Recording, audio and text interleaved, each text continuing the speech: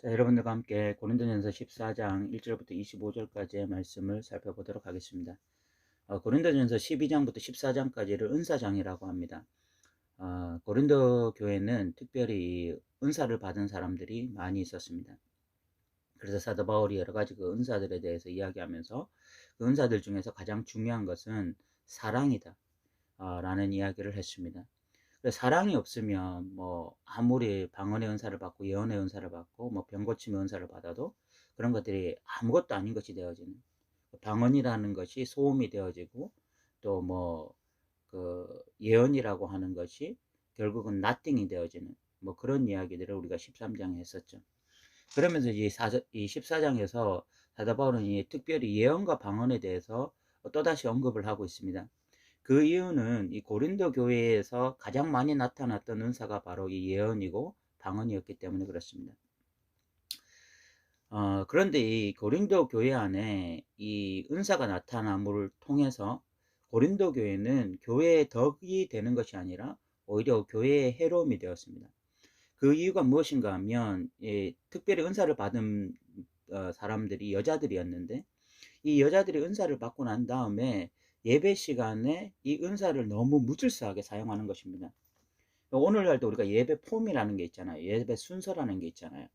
그러면 그 순서에 맞게 예배가 진행되어져 가는데 그 은사를 받은 자들, 특별히 뭐 예언이나 방언을 받은 자들이 그 예배 중간마다 그냥 마음대로 방언을 하고 마음대로 예언을 함으로써 예배 시간 자체가 어디 뭐 그냥 이 동네 시장에 나와 있는 것처럼, 동네 시장에 있는 사람들이 각자 자기 이야기를 하고 있잖아요. 뭐 무리들끼리 각자 자기 얘기를 하고 있는데 그것이 도대체 무슨 이야기인지를 모르는 것처럼 이 예배 시간에 뭐 이 사람이 방언을 하고 저 사람이 방언을 하고 이 사람이 예언을 하고 저 사람이 예언을 하면서 예배 자체가 너무나 무질서하게 되어지고, 그러면서 이게 마치 그 시장의 소음처럼 예배가 다 소음으로 느껴지는 것입니다. 이 도대체 이 메시지에 반응을 해야 되는지 저 메시지에 반응을 해야 되는지 메시지마다도 다 다르고, 그리고 뭐 또 다 소음처럼 뭐 여기서 떠들고 저기서 떠들고 하니까 그 예배가 엉망이 되는 것입니다. 그렇게 했을 때에 사도 바울이 결국은 이 예언에 대해서 방언에 대해서 좀 정립을 해주고, 그래서 좀 예배가 좀 질서 있게 바뀌어지고, 그래서 좀 교회가 좀 덕을 세우는 방향으로 나가기를 원하면서 이 14장 1절부터 25절까지 그리고 14장 전체에 대해서 이제 이야기를 하고 있는데, 오늘은 이 14장 1절부터 25절까지를 좀 살펴보면서 특별히 예언과 방언에 대해서 대조하고 있는 사도 바울의 모습을 좀 살펴보려고 합니다. 14장 1절에 보시면 사랑을 추구하며 신령한 것들을 사모하되 특별히 예언을 하라고 하라라고 사도 바울이 이야기하고 있습니다. 사도 바울은 방언보다는 예언을 하려고 하라라고 지금 이야기를 하고 있는 것입니다. 그러면 어떤 측면에서 예언이 방언보다 탁월하냐 하는 것이 중요한데, 그것이 바로 2절과 3절입니다. 2절에 보면 사도 바울이 방언을 말하는 자는 사람에게 하지 아니하고 하나님께 하나니 이는 알아듣는 자가 없고 영으로 비밀을 말함이라 라고 이야기를 하고 있습니다. 방언이라고 하는 것도 굉장히 귀한 것이죠. 하나님으로부터 온 선물입니다. 카리스마. 그런데 이 방언의 특징은 사람에게 말을 하는 것이 아니라 하나님께만 말을 합니다. 그래서 자기와 하나님과의 어떤 대화예요. 그래서 영적인 어떤 비밀이라고 말을 할 수 있는데, 이것이 어떤 유익은 자기가 영적으로 어떤 세계에 들어가는 것이죠. 자기와 하나님과만의 어떤 교류입니다. 그러면서 자기의 어떤 영적 유익을 위해서는 방언이 어떤 유익이 될 수 있지만, 그러나 타인에게는 전혀 유익이 되지가 않습니다. 그런데 3절에 보면 예언은 다르죠. 그러나 예언하는 자는 사람에게 말하여 덕을 세우며 권면하며 위로하는 것이다 라고 이야기를 하고 있습니다. 성경에서 말하는 예언이라고 하는 것은요, 우리가 통상적으로 생각하는 예언이라는 말과 전혀 다릅니다. 여러분이 성경에서 예언이라는 말이 나올 때마다 개념을 확실하게 가져야 됩니다. 성경에서 말하는 예언이라는 것은 미래의 일을 말해주는 것이 아닙니다. 어떤 무당처럼 미래의 5년 뒤에 10년 뒤에 너에게 이런 일이 일어날 것이다 라고 말해주는 것이 예언이 아니에요. 우리가 구약의 예언서라고 하는 것이 있죠. 선지자들이 그 예언을 선포했는데, 그 예언이라고 하는 것은요, 그 당시에 그 사람들의 신앙을 적나라하게 말해주는 것입니다. 당신의 지금 신앙 수준이 이렇다. 지금 당신의 지금 이런 삶을 추구하고 있다. 지금 당신들이 이런 문제가 있다. 그렇기 때문에 하나님께로 돌아오라. 그러면 하나님 복을 내리신다. 그런데 너희들의 삶이 지금 이렇게 불순종하고 있고 타락하고 있고 이렇게 죄악 가운데 거했는데 순종하지 아니하면 불순종하면 그러면 너희들에게 심판이 임할 것이다. 이런 그 당시에 그 사람들의 삶을 적나라하게 보여주고 그 사람들의 삶이 어떠한지를 이야기함으로써 권면하고 또 때로는 강하게 책망하고 또 위로하기도 하고 이러면서 그 공동체의 덕을 세워주는 것이 바로 예언이 하는 역할이었습니다. 그러니까 이 예언이라고 하는 것은 하나님의 말씀을 대언해 주는 거죠. 그 당시에 살고 있는 그 사람들의 어떤 삶의 현실을 정확하게 직시하게 해 주고 그것을 통해서 그 사람들에게 신앙적 결단을 촉구하게 만들어 주는 그런 것이 바로 예언이었거든요. 그러니까 이 두 가지의 어떤 이 은사의 차이는 극명해집니다. 그것이 4절인데 4절에 보면 방언을 말하는 자는요 자기의 덕을 세우는 것이요. 예언을 하는 자는요 교회의 덕을 세우는 것입니다. 이 방언의 특징이 무엇이냐 하면은 내가 영적으로 어떤 유익을 얻는 것이 방언이죠. 그러니까 방언이라고 하는 것은 철저하게 자기의 덕입니다. 그런데 예언이라고 하는 것이 뭐냐면 예언은 철저하게 타인을 향한 메시지잖아요. 그러니까 타인이 지금 어떻게 살고 있고 타인이 바르게 살아라 그런 것을 이야기해 주기 때문에 결국은 공동체의 덕을 세우는 거죠. 자, 이 부분에 대해서 우리가 좀 생각을 해볼 필요가 있습니다. 오늘날 교회에 대해서 생각해 볼 필요가 있어요. 오늘날 교회가요, 뭐 방언을 한다, 예언을 한다, 이런 측면이 아니라 그 추구하고 있는 방향성에 대해서 우리가 한번 생각을 해볼 필요가 있습니다. 방언은 철저하게 자기의 덕을 세우는 것이고, 예언은 철저하게 교회의 덕, 타인의 덕을 세우는 것이라고 했을 때에, 오늘날 교회가 추구하고 있는 방향성은 무엇이냐는 것입니다. 오늘날 성도들은 도대체 자기의 덕을 세우기를 원하느냐, 공동체의 덕을 세우기를 원하느냐, 교회의 덕을 세우기를 원하느냐, 어떤 방향성을 가지고 신앙생활을 하고 있느냐를 한번 돌아보자는 거죠.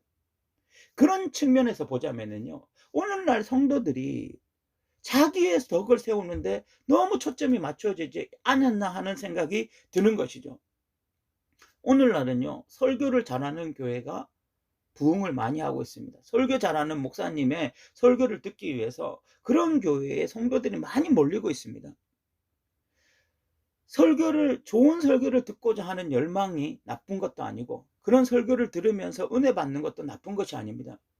그런데 결국은 그런 설교를 듣는 자들의 중심 마음에 무엇이 있냐는 것입니다.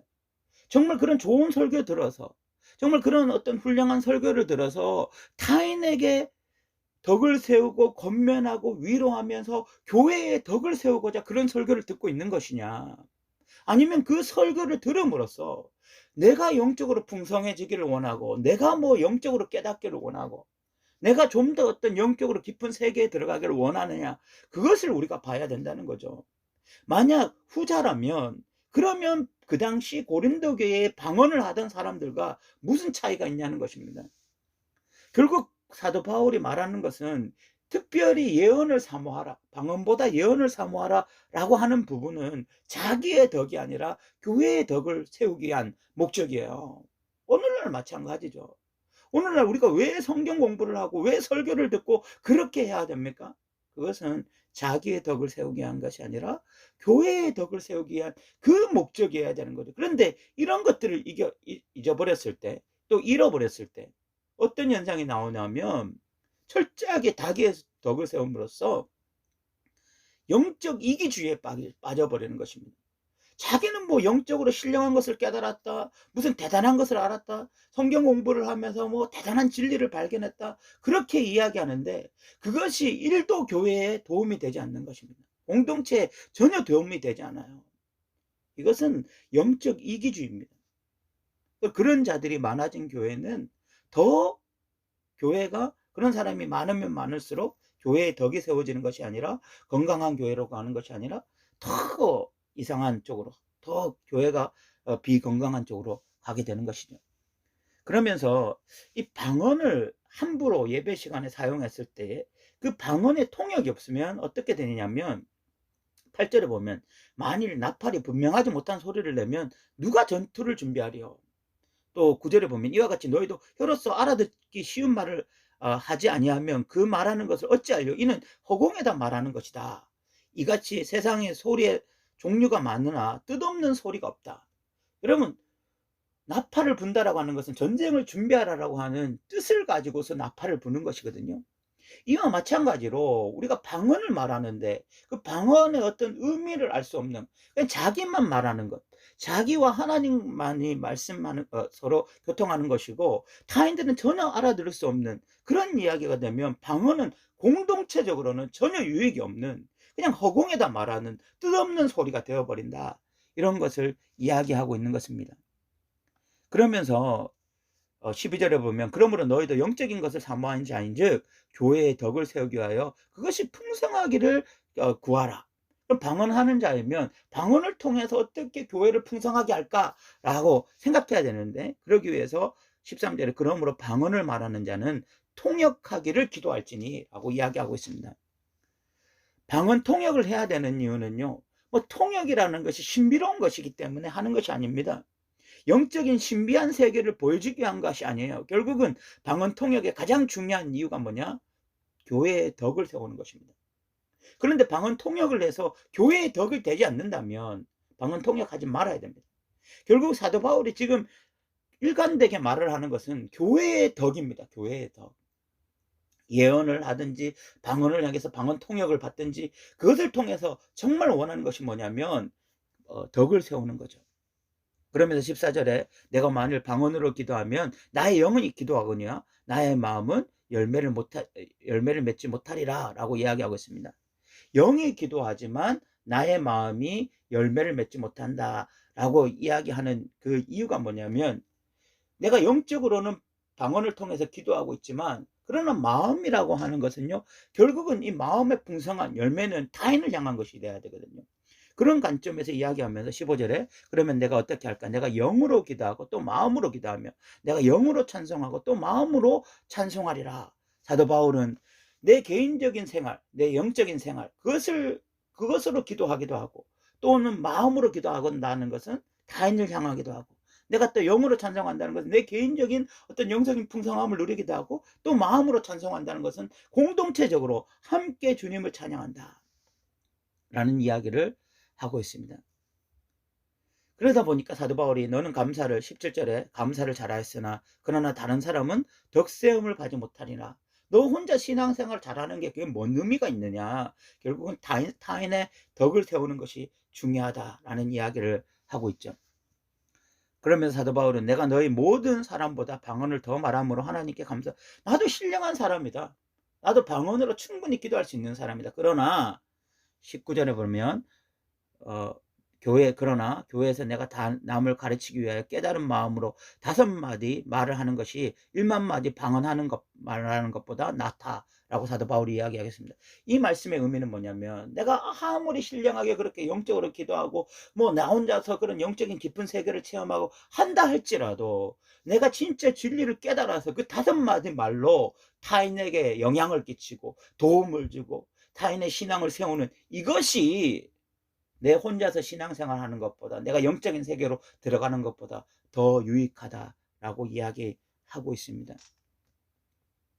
결국 사도 바울이 지금 이 1절부터 19절까지 끊임없이 이야기하는 것의 핵심은 결국은 교회의 덕을 세우는 것입니다. 우리가 예언을 한다든지 방언을 한다든지 또는 방언 통역을 받았다든지 그 모든 것의 어떤 그 방향성, 목표는 공동체에 이것이 얼마만큼의 유익이 되겠느냐 하는 것이죠. 그래서 사도 바울은요 이런 이야기를 합니다. 23절에 보면 그러므로 온 교회가 함께 모여 다 방언으로 말하면 알지 못하는 자들이나 믿지 못하는 자들이 들어와서 너희를 미쳤다 하지 아니하겠느냐.